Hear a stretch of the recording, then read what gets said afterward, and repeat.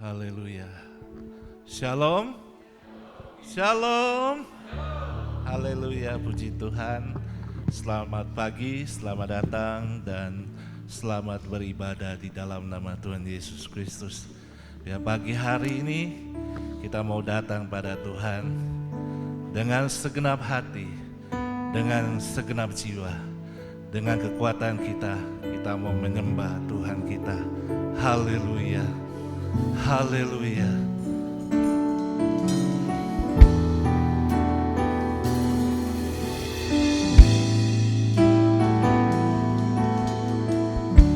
Kita bersama-sama bangkit berdiri dengan senang hati, dengan senang jiwa, dengan kekuatanku, ku sembah Kau Tuhan. Dalam kekudusan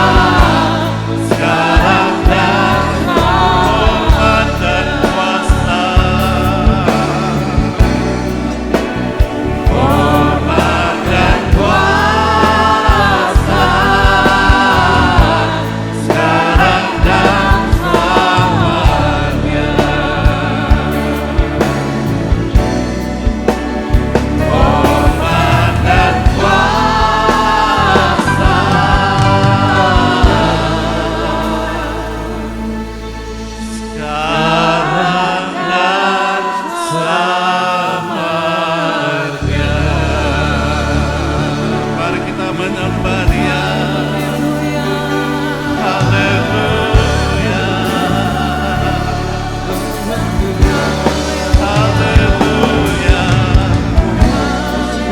Kami datang menyembah-Mu Tuhan. Segala pujian, hormat, kuasa bagi Engkau Tuhan. Kau yang layak disembah. Haleluya. Haleluya. Kami menyembah-Mu Tuhan. Kami tinggikan nama-Mu Yesus. Haleluya. Haleluya. Haleluya. Kau yang layak disembah Tuhan. Haleluya. Haleluya. Haleluya. Terima kasih Yesus. Haleluya. Kami naikkan syukur kepada-Mu Tuhan. Engkau baik Tuhan. Terima kasih Yesus. Haleluya. Haleluya. Terima kasih Tuhan buat kebaikan-Mu yang Kau nyatakan atas hidup kami. Sehingga kami pagi hari ini bisa bersama-sama datang di tempat ini untuk bersama-sama datang beribadah pada Engkau, memuji membesarkan nama-Mu, menyembah Engkau dalam roh dan kebenaran. Dan sebentar lagi ya Tuhan, kami juga akan mendengarkan firman-Mu. Tuhan, ajar kami untuk beribadah dengan sungguh-sungguh. Kami percaya berkat-Mu, damai sejahtera, sukacita yang daripada Tuhan menjadi bagian dalam kehidupan kami. Kami tidak izinkan kuasa kegelapan bekerja di tempat ini. Kami bersatu hati dan bertindak. Kami usir segala roh jahat, iblis dan pengikutnya. Kami usir kau pergi di dalam nama Tuhan Yesus Kristus. Kami undang kuasa Roh Kudus bekerja dalam hidup kami, pribadi lepas pribadi. Tanpa Engkau ya Roh Kudus, kami tidak mampu melakukannya ya Tuhan. Kami butuh pertolongan-Mu, kami butuh penyertaan-Mu ya Tuhan. Dan kami serahkan para pelayan-pelayan-Mu yang melayani Engkau pada pagi hari ini. Hamba-hamba-Mu yang melayani Engkau pada pagi hari ini. Tuhan, kiranya urapi, Tuhan pakai hidup kami. Bila apa yang kami lakukan pada pagi hari ini menyenangkan hati-Mu dan menjadi berkat bagi umat-Mu. Terima kasih ya Tuhan, kami naikkan doa dan ucapan syukur ini hanya di dalam nama Tuhan Yesus Kristus. Haleluya. Amin. Kami persilakan duduk semuanya. Haleluya, kita bersyukur pada Tuhan. Darah Yesus menyucikan kehidupan kita. Darah Yesus membebaskan hidup kita. Darah Yesus mengubah segenap kehidupan kita. Kita naikkan pujian ini dengan sungguh-sungguh.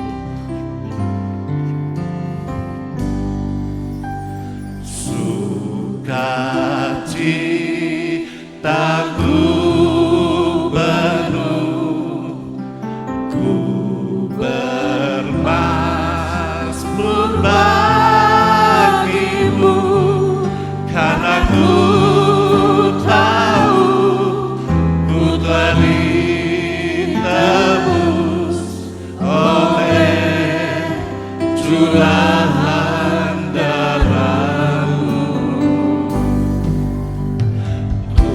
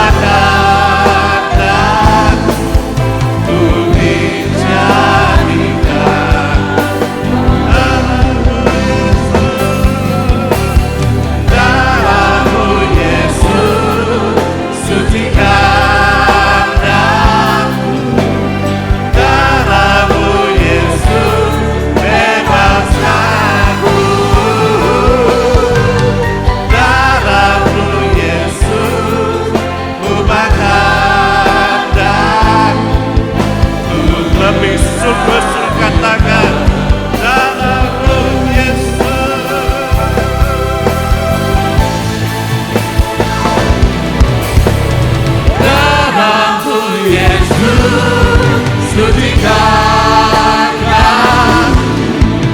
darahmu Yesus, bebaskan darahmu Yesus, ubahkan dan tulis jadikan baru, tulis jadikan baru, tulis jadikan baru. Haleluya. Kita percaya Tuhan memberikan kemenangan atas hidup kita di pagi hari ini. Amin. Saya undang kita bersama-sama bangkit berdiri. Haleluya, Tuhan Yesus baik. Kasih setianya tidak pernah berkesudahan atas hidup kita. Haleluya.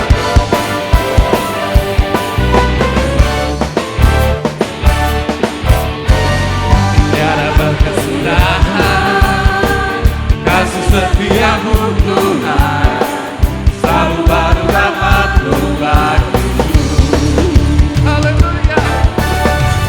Hari berganti hari, datang kulihat kasih-Mu, tak pernah berakhir hidup. Katakan Tuhan Yesus baik.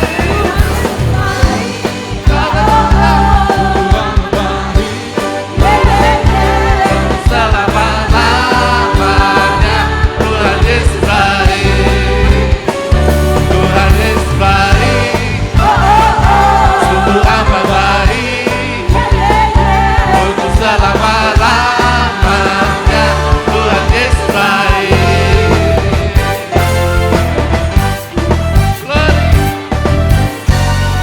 Tiada berkesudahan kasih setiamu untuk selalu baru.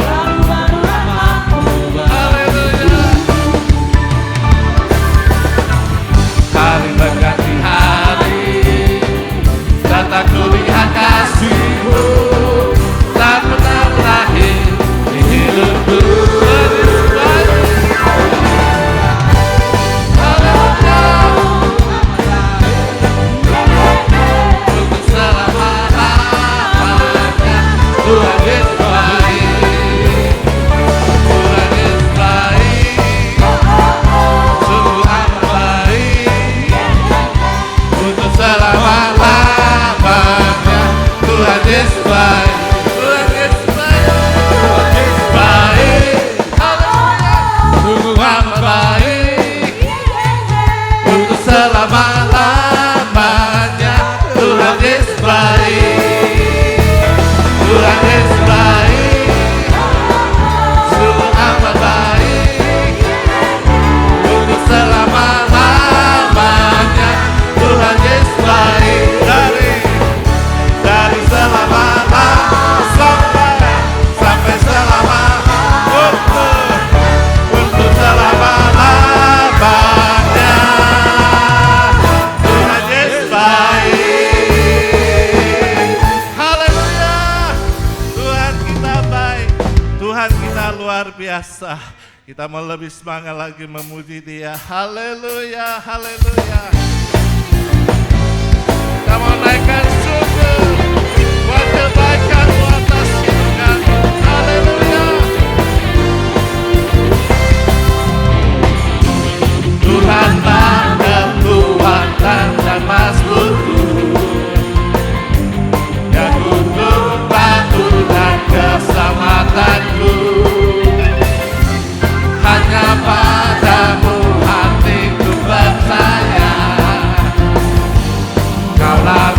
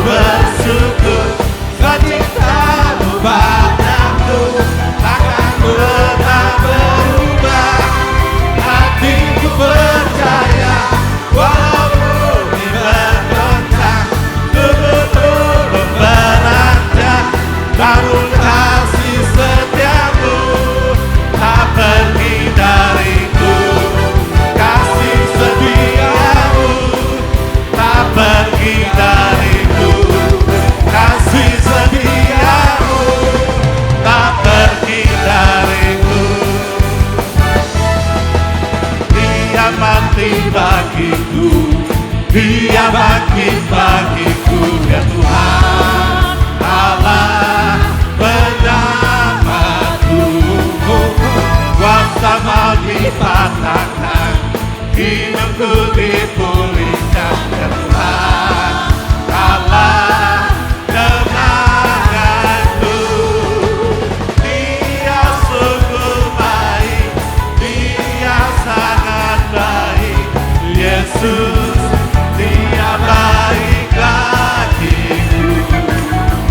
Dia sungguh baik, Dia sangat baik, Yesus, Dia baik bagiku. Haleluya, lebih baik nama Tuhan. Haleluya.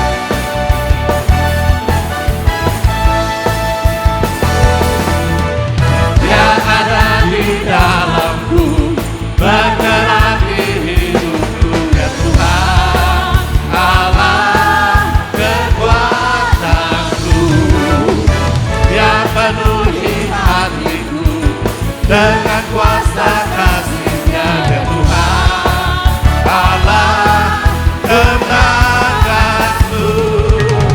Dia sungguh baik, Dia sangat baik, Yesus, Dia baik bagiku. Dia sungguh baik, Dia sangat baik, Yesus, Dia baik bagiku. He is so good to you, He is so good to me, Jesus, He's so good to you and me.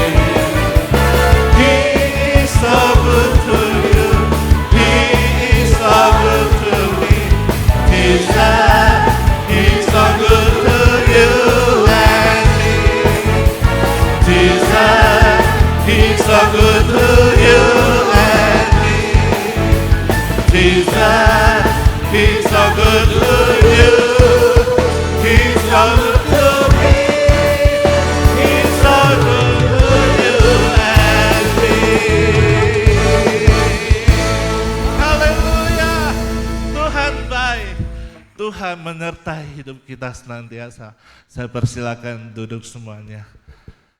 Kita akan mendengarkan sektor dari sektor Senggarang. Kami persilakan.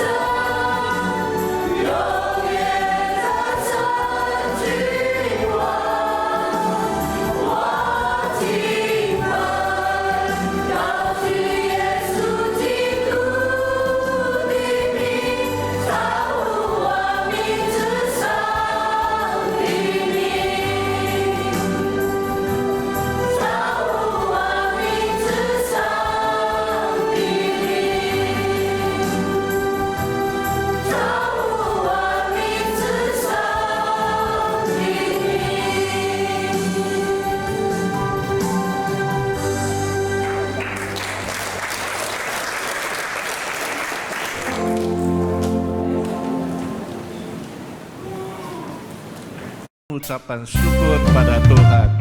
Haleluya.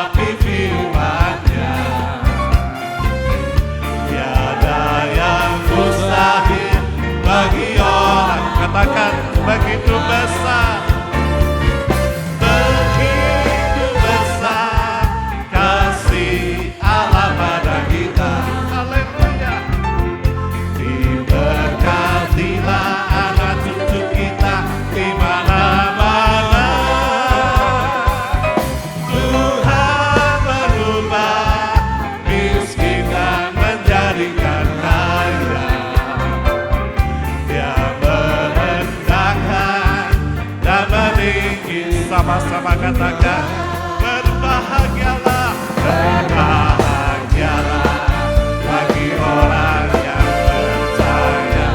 Haleluya. Anak cucunya pasti tidak akan meminta-minta, karena Allah menggenapi firman-Nya. Tiada yang mustahil bagi orang. Sekali lagi katakan, berbahagialah, berbahagialah bagi orang yang percaya. Anak cucunya pasti tidak akan meminta-minta, karena Allah menggenapi firman-Nya. Tiada yang mustahil bagi orang, tiada yang mustahil. Haleluya. Tiada yang mustahil bagi orang, tiada yang mustahil, tiada yang mustahil bagi orang percaya. Haleluya. Puji nama Tuhan. Kita akan bersama-sama mendengarkan firman Tuhan. Kita mempersiapkan hati kita. Kita membuka hati kita untuk sungguh-sungguh mendengarkan firman Tuhan. Saudara kita bersama-sama bangkit berdiri. Haleluya.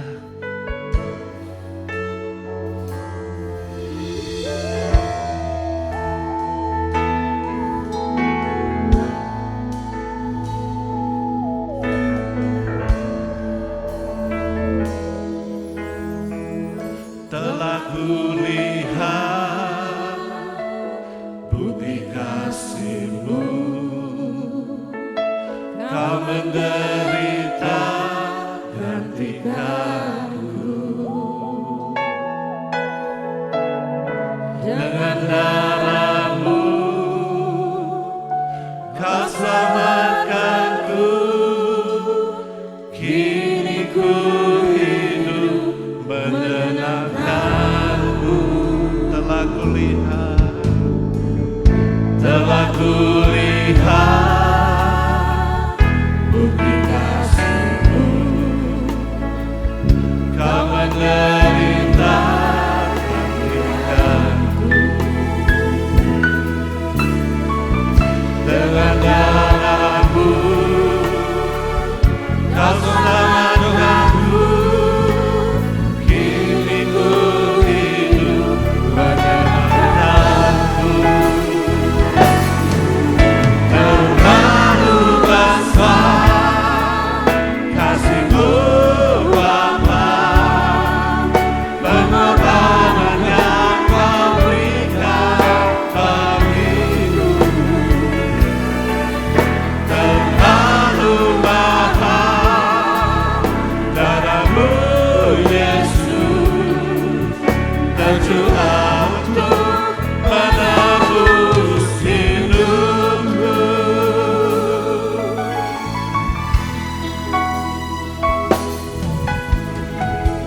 Telah kulihat bukti kasih-Mu. Kau menderita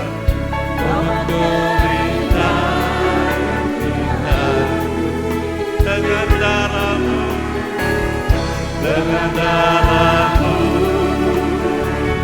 Kau selamatkanku, kini ku hidup menyenangkan.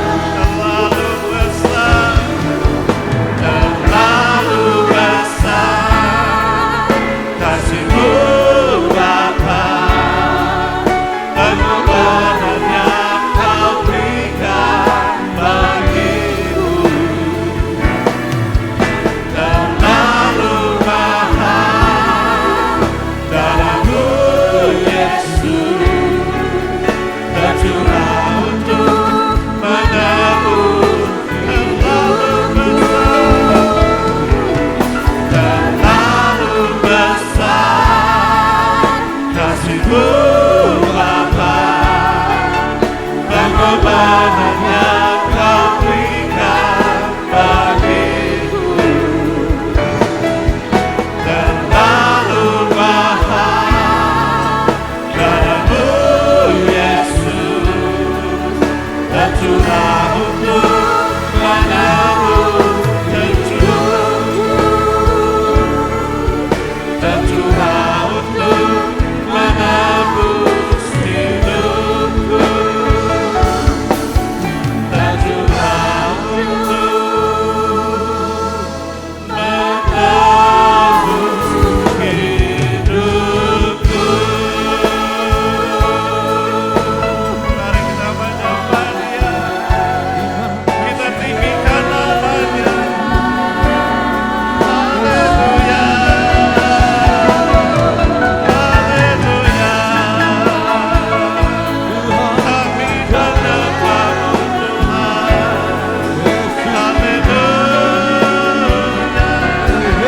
Kami sembah Kau yang layak disembah, Kau yang layak ditinggikan.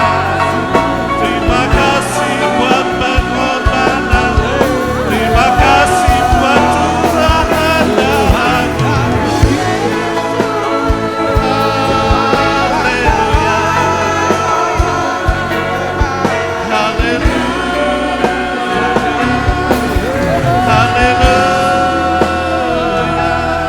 Haleluya, terima kasih. Kita tetap dalam hadirat Tuhan, dan dengan kasih saya minta Bapak Robert tampil ke depan berdoa untuk firman Tuhan.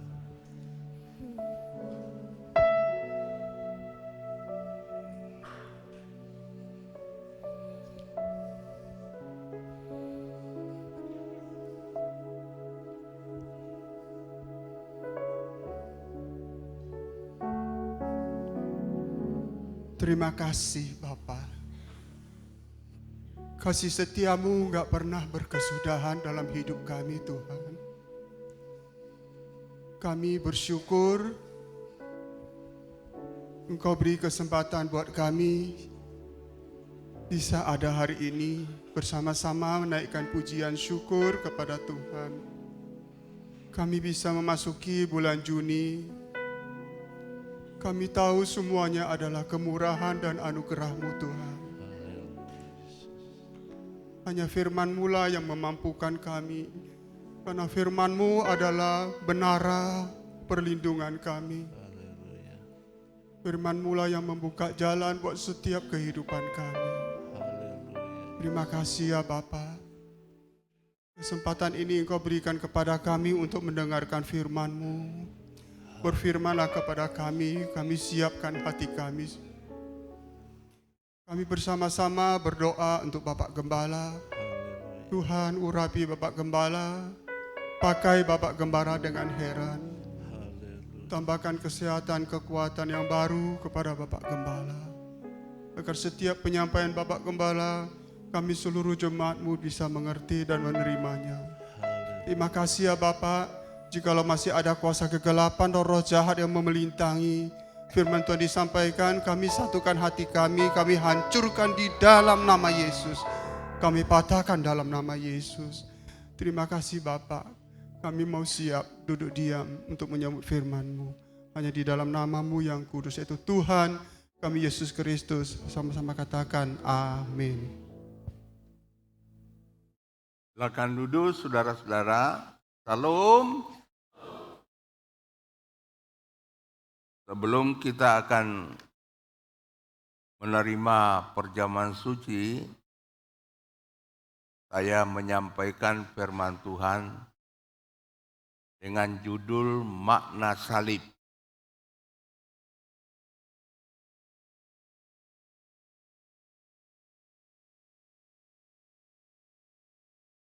Ada pesan Tuhan yang saya sampaikan mengenai lambang salib. Jika kita masuk ke sebuah rumah, kemudian melihat ada lambang salib di rumah tersebut,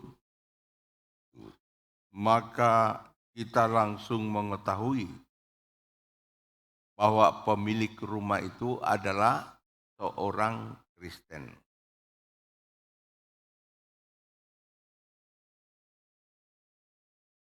Beberapa waktu yang lalu, pernah Tuhan izinkan saya melayani sebuah keluarga yang cukup diberkati Tuhan secara materi.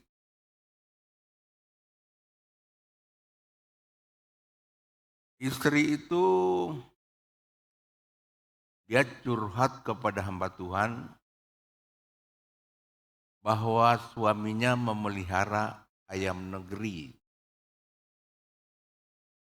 Wanita idaman lain itu ayam negeri. Nah, biasa orang kalau sudah kaya raya tidak cukup satu istri.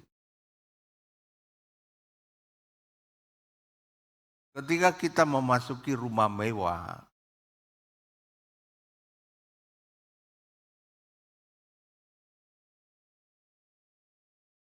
maka setiap tamu yang masuk ke rumah itu disambut dengan sebuah lukisan besar.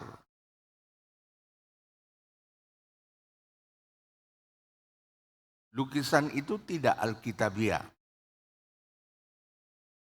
yaitu lukisan seorang wanita tanpa busana. Nah, coba sudah lihat, anak Tuhan punya lukisan gambar seperti itu. Kemudian di dalam rumah itu yang mewah itu ada pernak-pernik yang sebenarnya itu menunjukkan bukan moral Kristen. Jadi kalau kita ingin memasuki rumah seseorang, maka kita segera mengenali tentang siapa orang itu dari aksesoris atau gambar-gambar yang dipajang dalam rumahnya. Bagaimana kehidupan saudara sebagai umat Tuhan? Sebagai umat yang kudus. Masih adakah di rumah saudara sesuatu yang tidak mencerminkan moral Kristen? Ini harus kita periksa diri kita agar kita semakin dibawa lebih dekat kepada Tuhan, kepada kebenaran firman Tuhan.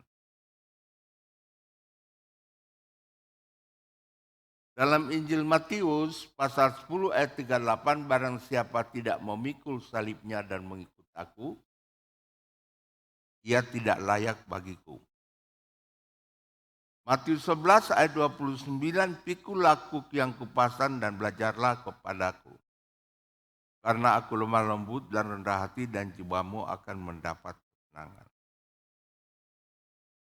Kalau kita lihat sebuah lambang salib, kita ingat ada beberapa hal yang tersirat dari lambang salib itu. Yang pertama, salib berbicara mengenai kesetiaan. Yang kedua, salib berbicara mengenai darah. Dan yang ketiga, salib berbicara mengenai korban atau pengorbanan. Sekarang saya sampaikan poin tentang salib itu berbicara mengenai kesetiaan. Kita diberi contoh oleh Tuhan Yesus sendiri. Dia setia sampai mati. Dia dikirim oleh Allah Bapa untuk menebus kita semua. Dia mengalami penderitaan yang luar biasa. Dan sampai disalib sebagai korban bagi kita. Sampai tetesan darah penghabisan. Dia menyerahkan nyawanya karena dia setia kepada kita. Dan kita bersyukur karena dia adalah Allah yang setia. Sehingga kita boleh diselamatkan. Ini adalah satu teladan yang dahsyat. Tuhan menjadi panutan dalam hal kesetiaan itu kepada kita. Hari-hari ini kita diingatkan mengenai kehidupan kesetiaan kita dalam keluarga kita. Dalam Wahyu 2 ayat 10 berkata, harus setia sampai mati. Dan bagaimana mungkin kita berkata bahwa kita adalah orang yang setia kepada Tuhan yang tidak kelihatan secara jasmani. Jika kita sendiri dapat menunjukkan kesetiaan kepada keluarga kita secara jasmani, terutama pada pasangan hidup yang telah Tuhan berikan kepada kita masing-masing. Tuhan ingin kita setia sampai mati. Bukan hanya kepada Tuhan, tetapi juga harus kita tunjukkan kesatuan kita kepada pasangan hidup kita masing-masing. Paulus menasihatkan dalam Efesus 5 ayat 32. Rahasia ini besar, tetapi yang aku maksudkan ialah hubungan Kristus dan jemaat. Dalam ayat 22 sampai 31 itu berbicara hubungan suami istri. Dan akhirnya ditutup dengan kata-kata rahasia ini besar. Rahasia apa yang dikatakan besar itu? Rahasia yang besar itu adalah hubungan mempelai pria dan wanita. hubungan Yesus Kristus dan gerejanya, dan hubungan suami istri dalam rumah tangga. Saya sering mengingatkan kepada pasangan yang diberkati dalam pernikahan, bahwa hidup kalian harus menjadi contoh di dalam kehidupan kita berikutnya dengan Kristus. Bagaimana kita mengelola, apakah kita bisa setia, akan menjadi contoh apakah kita tetap setia pada Yesus Kristus. Bagaimana mungkin kita bisa berkata setia pada Tuhan Yesus, tapi keluarga kita berantakan. Kita harus tetap setia sampai Tuhan sendiri memisahkan kita sebagai suami istri. Sampai Tuhan sendiri menjemput gereja Tuhan. Dan marilah kita tetap setia sebagai pasangan suami istri. Hari-hari ini Tuhan banyak mengingatkan kepada kita mengenai keluarga. Kita diingatkan hari-hari ini mengenai hidup perkawinan. Seorang hamba Tuhan yang bersayang dipakai Tuhan, bukan hanya di Amerika Serikat tapi juga mendunia ini hamba Tuhan. Saat ini sedang diambang perceraian. Kalau ini bisa menimpa hamba Tuhan yang begitu hebat dipakai Tuhan, bukankah itu juga dapat menimpa kita sebagai keluarga? Oleh sebab itu mari kita perhatikan sungguh-sungguh keluarga kita masing-masing. Tuhan menghendaki agar keluarga saudara tetap utuh dan harmonis sampai Ia datang atau Tuhan datang kembali. Dan untuk mempertahankan keutuhan serta keharmonisan rumah tangga, maka adalah bagian saudara untuk mengusahakannya dengan sungguh-sungguh sambil meminta pertolongan kasih karunia Tuhan. Ada beberapa tips sederhana untuk menjaga keutuhan rumah tangga kita. Yang pertama, bangun jalur komunikasi yang baik. Jangan sampai saudara memiliki komunikasi yang buruk. Dimulai dari cara saudara memanggil pasangan hidup. Saya menyaksikan sendiri bagaimana suami istri saling memanggil di sono, di sini. Dan kalau mereka berkomunikasi seperti ini, di sono sudah makan belum? Komunikasinya seperti itu suami istri. Kalau belum, di sini mau nyiapin makanan. Yang sebenarnya itu mengingatkan jangan kita memanggil pasangan seperti itu. Itu panggilan tidak alkitabiah. Bahkan melukai satu dengan yang lain. Mari kita membangun komunikasi yang baik. Kadang ada orang yang ketakutan kalau handphonenya dilihat oleh pasangannya untuk SMS. Tapi kalau saya pribadi, handphone saya itu terbuka. Siapa saja boleh melihat. Memangnya ada apa di handphone? Tidak ada. Cuma alamat grup hamba-hamba Tuhan. Mau 1000 hamba Tuhan. ada di grup WA saya itu. Rahasia apa di situ? Tidak ada rahasia apa-apa. Bahkan beberapa WA rasanya saya nilai tidak senonoh, ya saya hapus. Seperti di badan kerjasama antar gereja,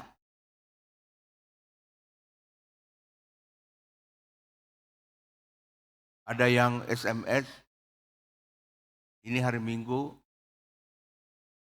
persiapkan Alkitab, hidung jemaat. Ini yang SMS ini orang Protestan. Dimasukkan ke grup BKAG yang notabene BKAG itu ada Pentakosta, ada 4 gereja. Ada saya GPDI, ada GPI Pantai Impian, ada GPDI Tenggarang, ada GPDI Bangunsari, ada 5 atau 6 Pentakosta itu. Tidak semua Protestan itu. Ya sebenarnya itu sebuah himbauan, tapi karena saya admin di situ, saya delete aja itu.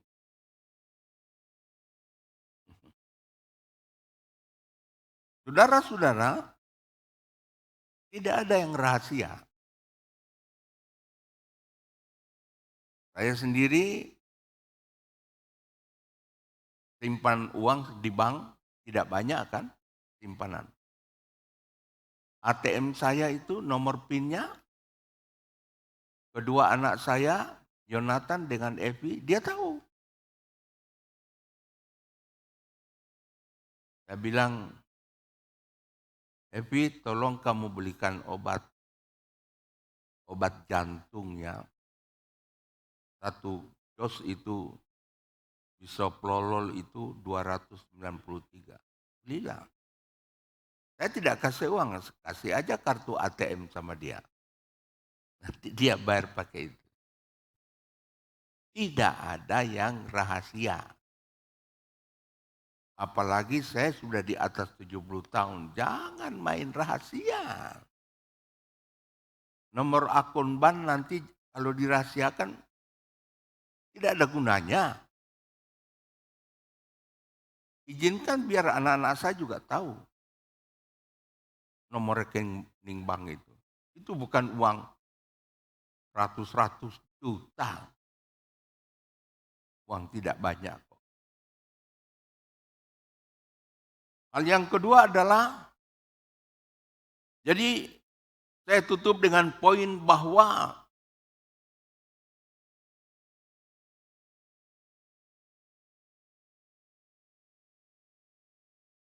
kita satu sama lain sebagai keluarga harus terbuka. Harus terbuka. Jangan ada yang disembunyikan, saudara-saudara. Ya, ada istri punya suami, gaji besar puluhan juta. Uang itu dikasihkan istri. Tapi sang istri ini tidak puas dengan suami, dari berondong dia. Uangnya habis dengan berondong. Padahal dia punya suami. Nah, ini sudah kemasukan setan ini rumah tangga seperti ini. Yang saya harapkan jangan ada terjadi di tengah keluarga kita, jemaat Tuhan. Yang kedua, untuk menjaga keutuhan keluarga, bawa pernak-pernik keluarga kemanapun. Mungkin di kantor bisa dipasang 1 frame yang ada foto istri dan anak-anak saudara. Saya kerja di sebuah kantor full AC.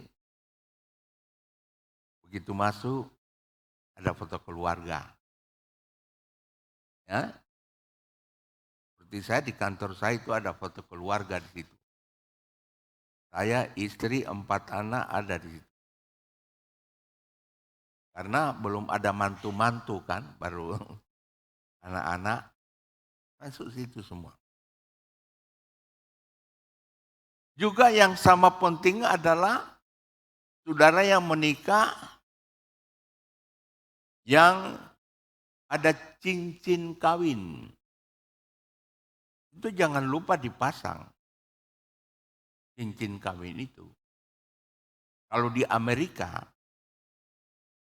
pria yang sudah menikah, kalau dia pergi ke diskotik, cincin kawinnya dicopot. Supaya dia bebas di dalam diskotik. Nanti keluar dari sana, baru dia pakai lagi. Itu di Amerika. Itu hal sepele. Tetapi itu menjadi penting bagi keutuhan keluarga.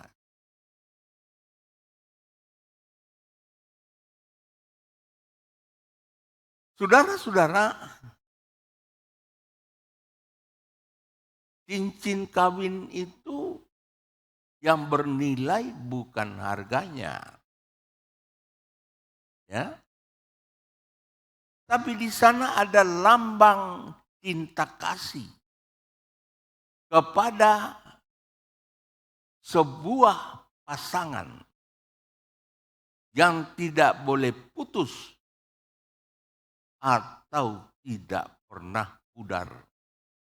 Cincin dari emasnya. Jangan sampai cincin kawin itu dijual. Karena dia mengandung nilai historisnya. Mungkin secara ekonomi tidak besar nilainya, tetapi memiliki nilai historisnya yang besar. Maka cincin kawin itu harus dipakai. Saya ini cincin kawin sudah beli baru ini. Ini pun bukan saya yang beli. Ibu Gembala yang belikan. Saya juga heran. Karena kita pernah punya cincin kawin. Kita masih tinggal di satu daerah pedesaan.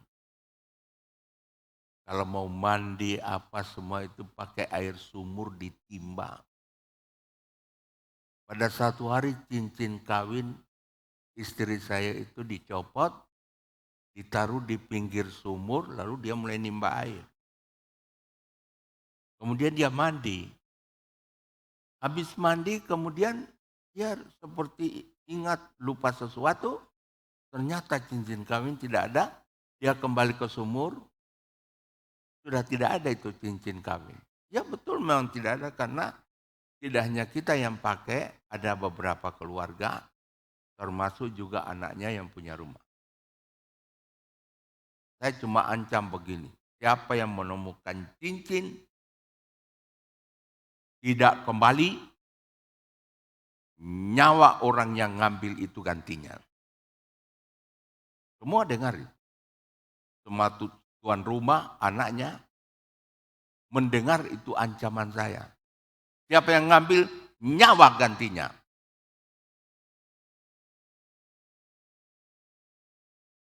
Baru 1 bulan, anaknya meninggal sudah.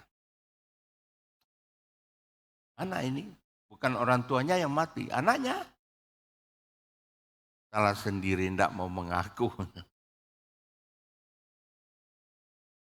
Gara-gara istri saya kehilangan cincin kawin, ya cincinku pun aku copot, saya jual aja sudah.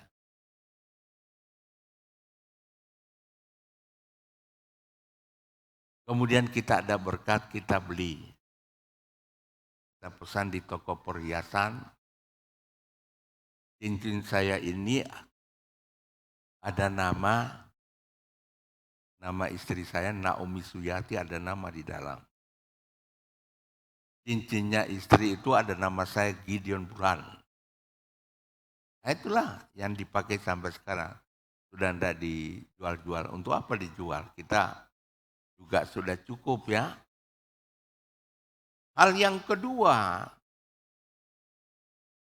Untuk menjaga keutuhan keluarga, kita menjaga pernak-pernik keluarga. Termasuk saya contohkan tadi, cincin perkawinan. Yang bernilai dalam cincin perkawinan bukan berapa gram dia dan menjadi harga berapa. Tapi ada nilai historisnya di dalamnya itu. Tidak boleh dijual itu. Yang ketiga, arahkan ketertarikan kepada pasangan hidup kita. Ada pepatah mengatakan, ini saya jadi khotbah pengantin hari ini. Kata apalah, saya teruskan aja. Ada pepatah mengatakan bahwa rumput tetangga lebih hijau daripada rumput sendiri. Maksudnya, pasangan orang lain terlihat lebih ganteng atau lebih cantik dari pasangan sendiri. Mari kita renungkan. Mungkin memang seperti itu.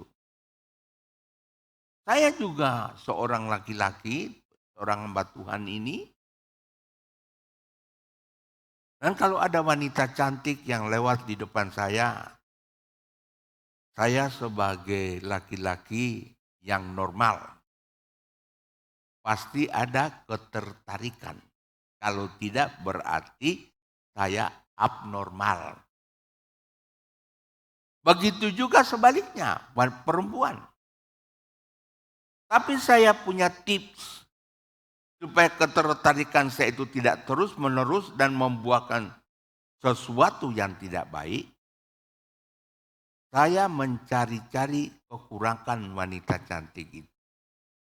Sehingga akhirnya saya lebih tertarik kepada istri saya dan bukan kepada orang lain. Saudara juga pasti memiliki cara tersendiri mengarahkan ketertarikan saudara kepada pasangan saudara. Yang keempat,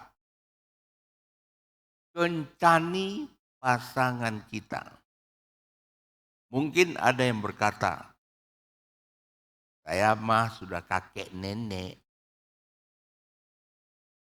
Ya, ayo tetap pergi makan berdua tanpa ditemani anak dan cucu, itu penting. Quality time itu penting sekali, bah. Saya kurang setuju ada orang bilang kita sudah menikah lama, kita sudah seperti teman aja lah. Tapi teman itu berbeda dengan hubungan suami istri. Teman itu ya teman. Tuhan sudah menetapkan seorang suami sebagai suami dan seorang istri sebagai istri. Dia bukanlah teman. Secara alkitabiah adalah sangat berbeda antara teman dan suami istri. Kita adalah suami istri yang sudah ditetapkan oleh Tuhan. Yang kelima, jangan pernah diskusikan masalah keluarga saudara kepada lawan jenis. Apabila dalam sebuah keluarga terjadi clash, terjadi salah paham antara suami istri, jangan suka curhat kepada lawan jenis. Nanti lama-lama bisa tertarik. Ketertarikan itu ada. Jadi kalau ada masalah keluarga, jangan kita buka diskusi kepada lawan jenisnya. Jangan datang pada lawan jenis karena bisa jatuh hati satu sama lain. Hal tersebut adalah celah yang sangat berbahaya yang dapat dipakai iblis untuk menghancurkan rumah tangga kita. Suami dan istri adalah seorang yang sudah dipersatukan dengan kita dan Tuhan Yesus. Jadi itulah salah satu makna dari lambang salib, yaitu tentang kesetiaan.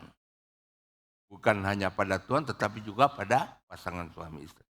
Yang kedua, salib berbicara mengenai darah. Hari ini kita mengadakan ibadah serta disertai perjamuan suci. Di mana 2000 tahun lalu yang menyelamatkan kita mengorbankan dirinya untuk mati bagi penebusan dosa-dosa saudara dan saya. Saya menghimbau agar saudara jangan berpikir bahwa kekristenan hanyalah berbicara mengenai berkat dan berkat saja. Tidaklah demikian.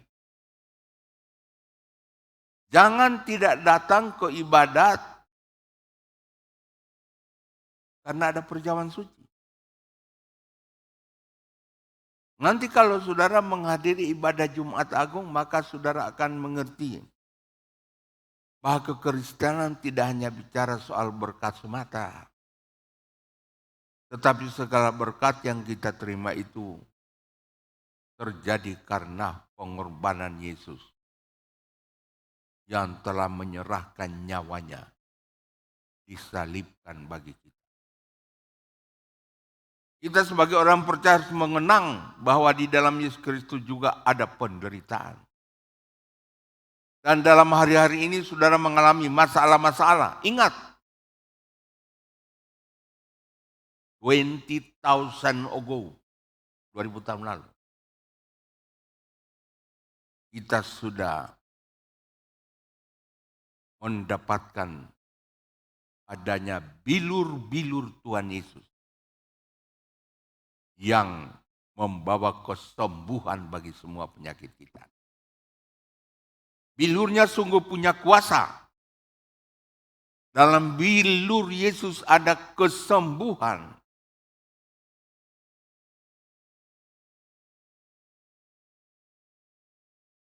Hal yang perlu dikenang kembali adalah peristiwa 3.400 tahun yang lalu. Ketika orang Israel dipimpin Musa keluar dari Mesir. Ini berbicara mengenai Paskah. Keluaran 12 itu. Waktu itu Tuhan berkata memberikan tulah ke-10. Di mana seluruh anak sulung akan dibunuh. Orang Israel disuruh menyapukan pintu dengan darah anak domba. Agar terluput dari hukuman malam itu. Setiap pintu tidak disapukan darah, yaitu rumah-rumah orang Mesir, ada tangisan yang luar biasa. Dan ini mengingatkan bahwa walaupun ada goncangan-goncangan untuk orang dunia, tapi justru orang-orang percaya tetap akan terpelihara. Tetap akan ada perlindungan dan berkat-berkat bagi kita semua. Darah bicara mengenai hidup dalam kebenaran dan pengampunan. Jangan pernah menunda untuk minta ampun kepada Tuhan. Dan jangan pernah menunda melepaskan pengampunan bagi sesama manusia. Biar hidup kita terus-menerus dicuci bersih oleh darah Yesus Kristus. Agar kita tetap kudus dan suci di hadapan Tuhan. Ingat ketika melihat salib, di situ ada kesembuhan. Ketika kita melihat salib, di situ ada keluputan. Ketika kita melihat salib, di situ ada keselamatan. Ketika kita melihat salib, di situ ada berkat. Ketika kita melihat salib, di situ ada perlindungan dengan segala yang diberikan Tuhan untuk orang-orang percaya. Ada orang-orang yang suka berpolemik. Salib itu adalah kosong dan ada salib yang ada patung Yesusnya. Itu tidak boleh kita perdebatkan. Ada yang pasang salib dengan digantung salib itu dengan patung Yesus. Itu biasanya Katolik. Kalau kita Pantekosta tidak memerlukan lagi itu patung. Karena Yesus sudah bangkit dari kematian. Saudara-saudara, kita bersyukur kepada Tuhan karena telah mengingatkan kita akan kematian dan kebangkitan Kristus untuk menebus hidup kita. Salib berbicara mengenai pengorbanan. Salib berbicara mengenai korban atau pengorbanan. Di salib ada dua palang, ke atas dan mendatar, vertikal dan horizontal. Mari seperti hukum yang terutama, kasihlah Tuhan Allahmu. Palang yang vertikal itu lebih panjang, berbicara mengenai mengasihi Tuhan melebihi segala-galanya. Kasihlah Tuhan Allahmu dengan segenap hatimu dan dengan segenap jiwamu dan dengan segenap akal budimu. Tetap juga ada bahagian yang mendatar. Artinya mengasihi sesama kita seperti diri kita sendiri. Tuhan mau agar kita mengasihi Tuhan lebih dari segala-galanya. Tuhan tidak berhenti sampai di situ saja. Dia ingin agar kita mengasihi dan memperdulikan sesama kita. Lukas 10 bicara tentang ada suatu kali ada orang Farisi yang datang mencoba Yesus dan bertanya, "Guru, apa yang harus kita perbuat untuk memperoleh hidup yang kekal?" Dan Yesus menjawab, "Ada tertulis dalam hukum Taurat, apa yang kamu baca di sana?" Jawab orang itu, "Kasihlah Tuhan Allahmu dengan segenap hatimu, dan dengan segenap jiwamu, dan dengan segenap kekuatanmu, dan dengan segenap akal budimu, dan kasihlah sama manusia seperti dirimu sendiri." Itu kata orang Farisi kepada Yesus. Kata kepadamu, jawabmu itu benar. Perbuatlah demikian maka engkau akan hidup. Tapi untuk membenarkan dirinya, orang itu berkata kepada Yesus, "Dan siapakah sesamaku manusia?" Lalu Yesus mulai mengambil sebuah perumpamaan. Ada seorang turun dari Yerusalem ke Yeriko. Yerusalem itu satu dataran tinggi. Lalu dia turun ke Yeriko. Lalu seorang yang sedang turun dari Yerusalem ke Yeriko itu, dia jatuh ke tangan penyamun-penyamun. Bukan hanya merampoknya habis-habisan, tapi juga memukulinya. Dan yang sudah itu pergi meninggalkannya setengah mati. Kebetulan ada seorang imam turun melalui jalan itu. Ia melihat orang itu tetapi ia melewatinya dan dari seberang jalan. Demikian juga seorang Lewi datang ke tempat itu. Ketika ia melihat orang itu, ia melewatinya dari seberang jalan. Lalu datanglah seorang Samaria sedang dalam perjalanan ke tempat itu. Dan ketika ia melihat orang itu, tergeraklah hatinya oleh belas kasihan. Ia pergi kepada yang dirampok itu. Dibalut luka-lukanya. Sesudah ia menyiraminya dengan minyak dan anggur. Kemudian orang Samaria itu menaikkan orang itu ke atas keledai tunggangannya sendiri. Dan membawanya ke tempat penginapan dan merawatnya. Keesokan harinya ia menyerahkan 2 dinar kepada pemilik penginapan itu. Katanya, "Rawatlah dia dan jika kau belanjakan lebih dari ini, aku akan menggantinya waktu aku datang kembali." Siapakah di antara ketiga orang ini menurut pendapat adalah sesama manusia dan orang yang jatuh ke tangan penyamun itu? Jawab orang-orang Farisi itu, orang yang telah menunjukkan belas kasihan kepadanya. Kata kepadanya, "Pergilah dan perbuatlah demikian." Ini menjadi sebuah peringatan. Bukankah kita diselamatkan itu dasarnya adalah karena belas kasihan Tuhan? Bukankah kita diluputkan dan disembuhkan karena belas kasihan Tuhan? Semua itu adalah anugerah dan belas kasihan Tuhan. Orang Samaria ini sebetulnya korban perasaan. Karena orang Samaria pada masa itu dianggap oleh orang Yahudi sebagai warga kelas 2. Tuhan mau kita korbankan perasaan untuk membantu orang-orang yang bukan saja sesama orang percaya, tapi juga orang-orang yang ada dekat dan di sekitar kita. Orang Samaria ini juga korban tenaga, korban waktunya, korban uangnya demi menyelamatkan orang Yahudi yang membencinya itu. Demikian juga dengan kita, Tuhan mau pada kita ada belas kasihan pada orang di sekitar kita yang mengalami penderitaan. Ini adalah contoh bagaimana kita harus melakukan belas kasihan. Belas kasihan atau compassion.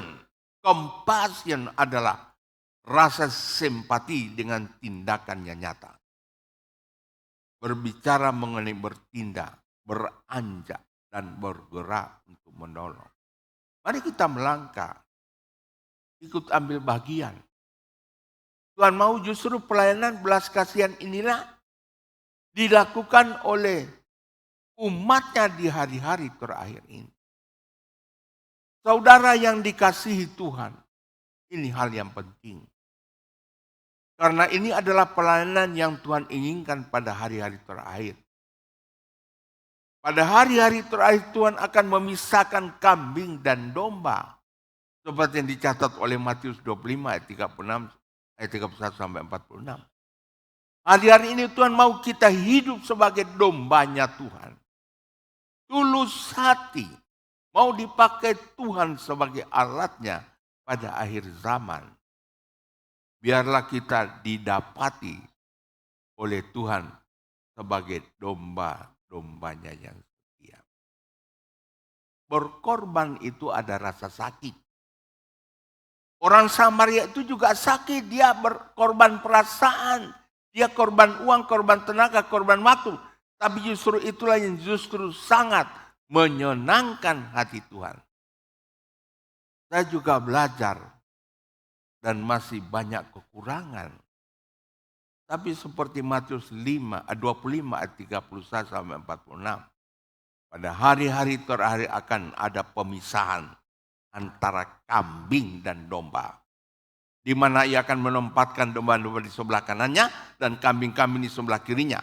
Dan mari bersama-sama kita mau menjadi domba-domba Kristus yang memiliki belas kasihan. Saya nyanyikan satu pujian. Sementara petugas perjamuan suci saya undang ke depan.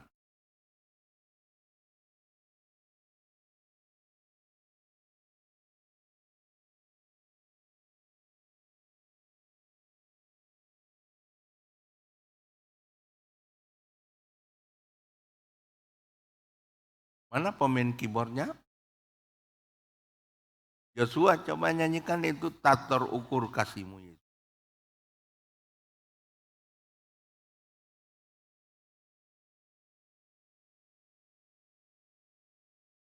Kasih nada dulu, berapa nadanya?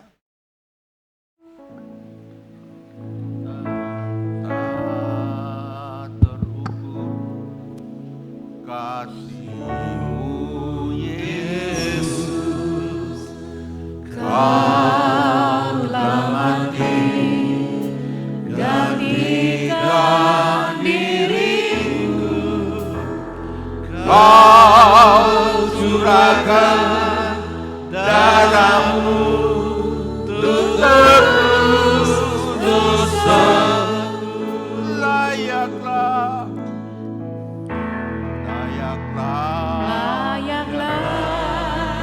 Kau Tuhan dipuji dan disembah dengan segenap hatiku. Layaklah Kau Tuhan dipuji dan disembah dengan segenap jiwa ragaku.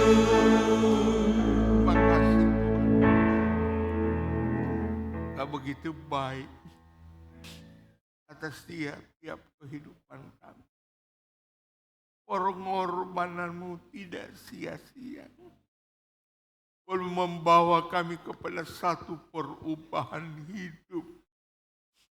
Kami diubahkan menjadi orang yang penuh belas kasihan kepada yang membutuhkan pertolongan. Dan hidup kami seperti orang Samaria yang murah hati itu. Pada hari ini firman-Mu akan dimeteraikan dengan perjamuan suci. Agar Tuhan boleh bersekutu dengan kami pada siang hari. Berkati para pelayan-Mu, layakkan mereka. Berkati seluruh jemaat, berkati kami semua. Kami sambut perjamuan-Mu dalam nama-Mu yang kudus, Tuhan Yesus Kristus. Amin. Amin.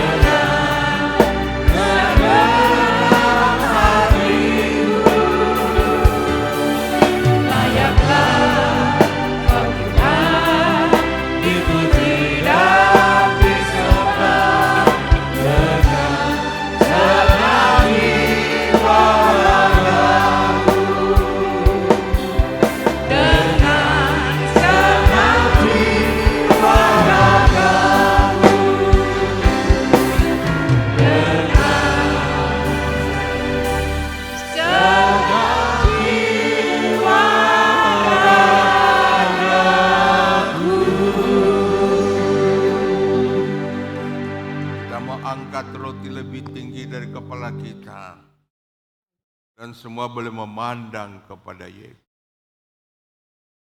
Sebelum kita makan, saya akan sampaikan firman Tuhan. Dan kita akan berkata amin kepada apa yang dikatakan oleh firman Allah. Sebab apa yang telah kuteruskan kepadamu, telah aku terima dari Tuhan. Yaitu pada malam waktu Tuhan Yesus mau diserahkan, Ia mengambil roti dan mengucap syukur atasnya. Ia memecah-mecahkannya dan berkata, "Inilah tubuhku yang diserahkan bagi kamu. Perbuatlah ini menjadi peringatan akan aku." Bukankah roti yang kita pecah-pecahkan adalah persekutuan dengan tubuh Kristus? Amin. Kita akan makan bersama dalam nama Tuhan Yesus.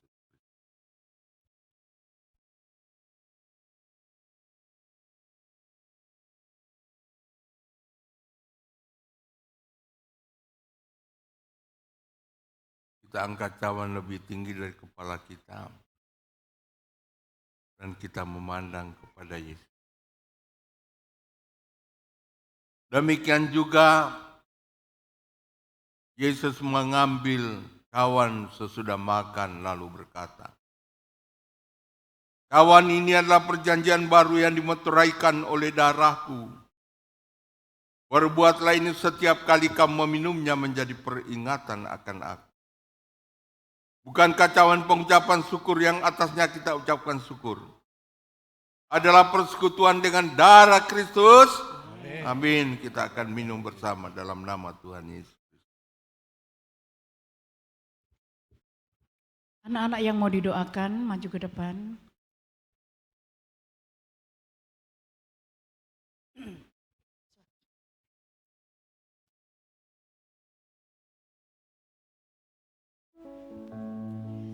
Darahmu sucikan,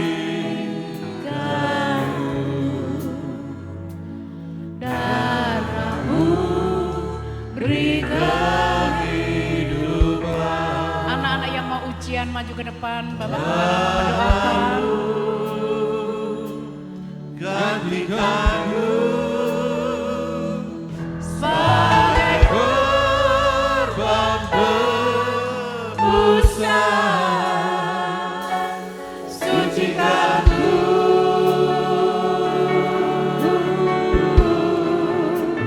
seperti salju.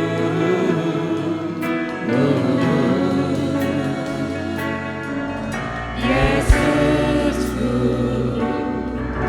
korbanmu yang mulia. Kita memandang salib Tuhan. Lewat salib kita boleh merasakan pertolongan Tuhan. Lewat salib kita diampuni dari setiap salah dan pelanggaran kita. Lewat salib Tuhan kita dapat mengampuni orang lain seperti Tuhan sudah mengampuni kita. Haleluya. Lewat salib Tuhan ada mujizat yang besar.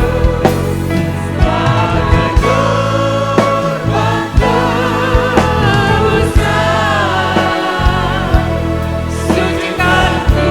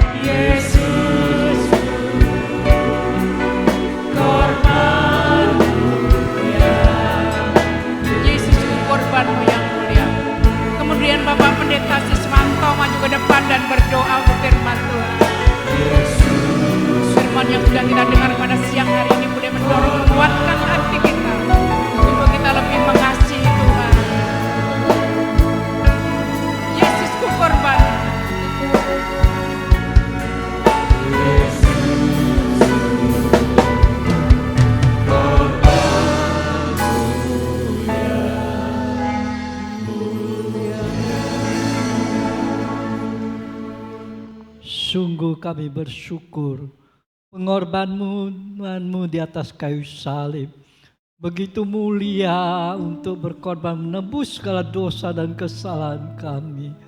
Mana salib biar kami tahu, salib itu butuh pengorbanan. Salib itu adalah tanda kasih Tuhan kepada umat manusia berdosa.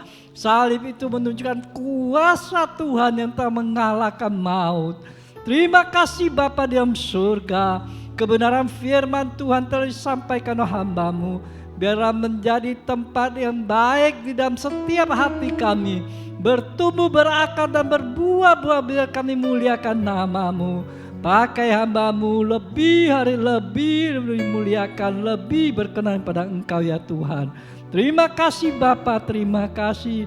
Kami bersyukur atas segala karya-Mu. Kebenaran firman-Mu itulah menumbuhkan iman, percaya dan pengharapan pasti kami dalam Engkau.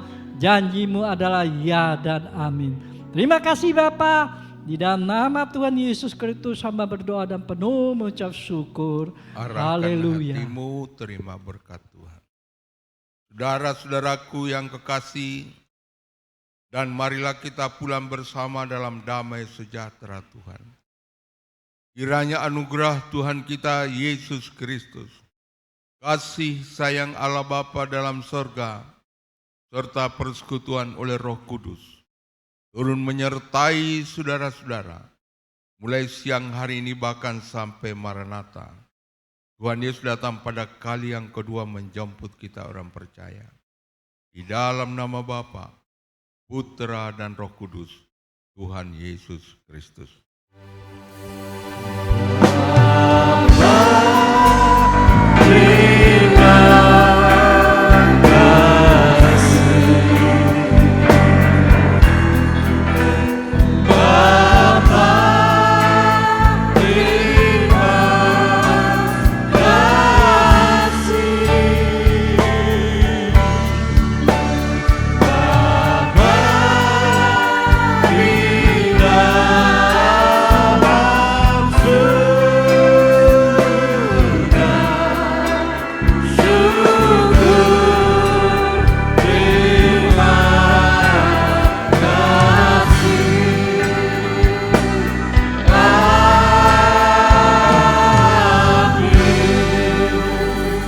Selamat siang, selamat pulang. Tuhan memberkati kita semua. Haleluya.